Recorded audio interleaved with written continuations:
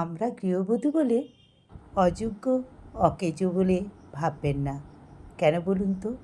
পুরো সংসারের খুঁটিনাটি সাজিয়ে গুছিয়ে রাখা।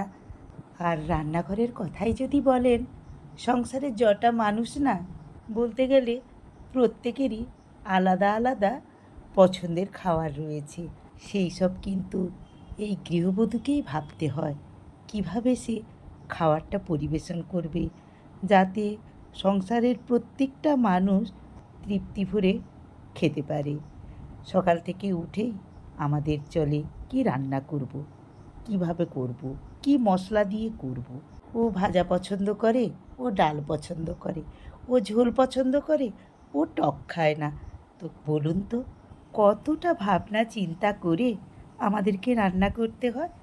তবেই তো সংসারের সব মানুষগুলো সুস্থভাবে সুস্থ মস্তিষ্কে যে যার কাজে রওনা দিতে পারে। আমাদের এই ছোট্ট মাথাটাকে সংসারের 10 জনের ভালোর জন্য কিভাবে ঘামাতে হয় বলুন তো? হ্যাঁ, এটাই আমাদের গর্ব। আমরা গৃহবধূ সংসারটাকে সুন্দর করে রাখার জন্যে নিজেদের সবটুকু উজাড় করে দিই।